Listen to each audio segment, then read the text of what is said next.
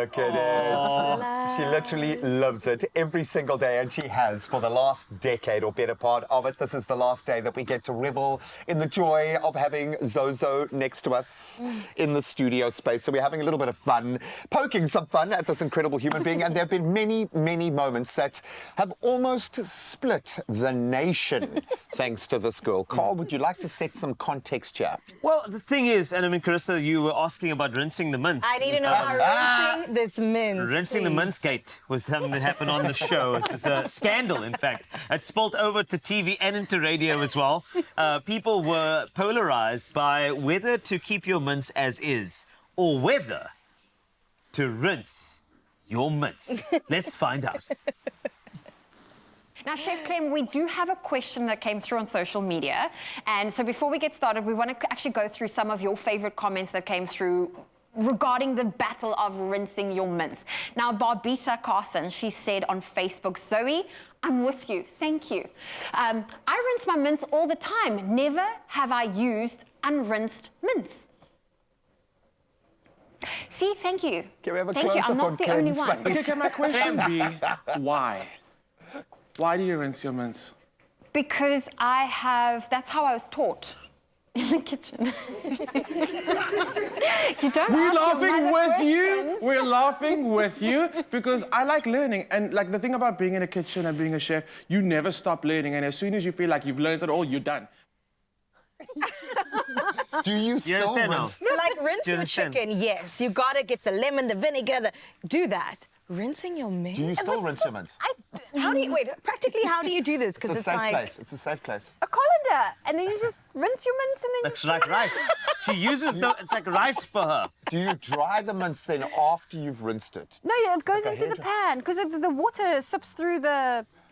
Guys, I've stopped doing that because you have teased me to the end of the world. But it was the most natural thing for me. And so to give you context, I remember being in the kitchen with Chef Clem and we were cooking something that had mince and I asked him, so do you rinse it?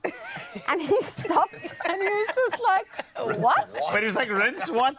I love that. Rinse your hands, rinse the pan. Yeah. I was like, you rinse your mince. And then So it was... It's a great band name, I must Maybe say. they all rinse their mince in Australia. It would make a lot of sense. So maybe, mate. that's the difference. I'm just saying. You're having I've a gotta laugh, put little mate. spice in that mince, man. Of course, this job does require a very high level of professionalism. And I will Yes. say this without a shadow of a doubt. This young lady is without a doubt the most professional of us all. Let's see that play out in action, in fact. Really? And now news of a sheep that dodged shears for 5 years. A sheep in Australia left to run wild for years in Bushveld in Victoria on his own. I'm sorry, Graeme and Wasty. Okay, let me tell you about the sheep. Grew a massive 34-kilogram coat of wool before being rescued by an animal sanctuary. The heavy wool which weighed Barak, as he was nicknamed down and obscured his vision, took an hour to remove. He can now see clearly again for the first time and in years, and is presently be adjusting to his new life at Edgar's Mission in Lounsfield. He has indeed been brought back to life. Now, staff couldn't believe there was actually a sheep alive under all the wool after some 5 years of growth. Many people don't realize that wool can easily morph into a fleece that continues to grow throughout the life of a sheep. Now relieved of 34 plus kilograms of burden, Barak is indeed lighter in more ways than one.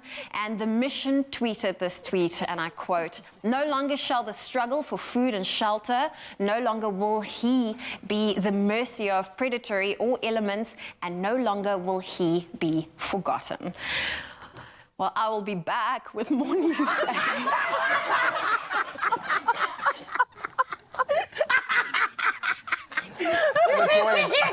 I think we've laughed at every sheep since. Every opportunity since that Because we are time. triggered, that's why. Every time we see a sheep story. The irony that sheep lives in Australia.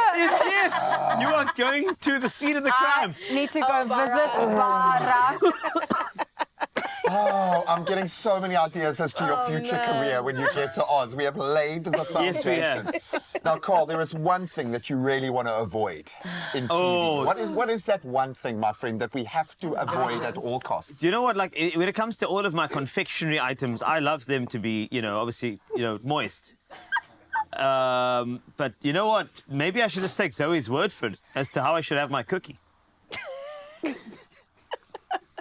There we go. These are our mocha thumbprint cookies.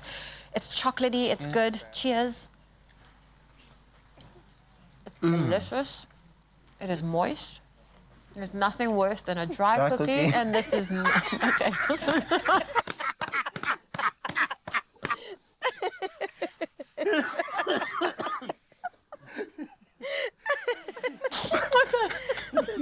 Your Bess is dead. Oh, I have to tell you about a conversation. Oh my God. Okay, are you okay? I'm good. Do your thing. Do your thing. Okay. Well, I've got cookie all over.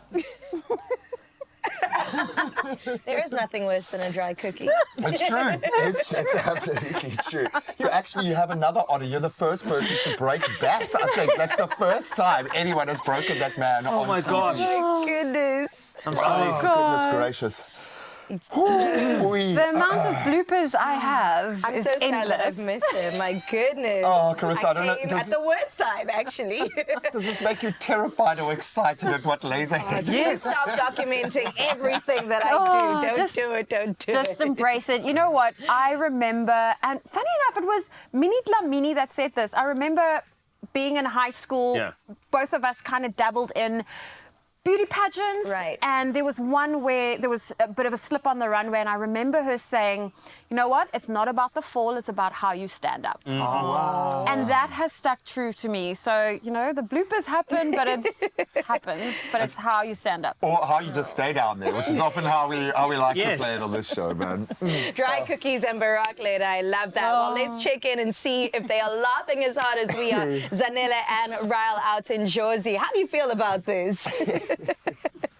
Oh, guys, you're making us emotional. Also, I want to say, hi, everyone, but especially Zoe. I just see Zoe today. No one else, just Zoe. Stop it, my heart is just crumbling right now. But listen, we've still got a lot to look forward to right here on your Feel Good Breakfast Show. And speaking of, we've got young, incredible talents, people that I think are going to be walking red carpets soon. It's all about 5FM's 5 School Poetry Slam. Yes. That's what's up. It's not just a conversation, but also some entertainment. We're going to see performances from 2 top 5 actual celebs that are going to be celebs in the future. And probably if you're watching now, you'll think they are celebs right now. 100%, because their talent is out of this world. But also on the way, we go back to Zoe, because today is all about Zoe, our beautiful girl. She's going to be reminiscing all about her trip to Turkey here. And trust me, you want to hear about it, because I feel like Zoe just has some of the best memories, dude. She does. Don't go anywhere. You're still on your Feel Good Breakfast Show. We're going to be back on the other side of this.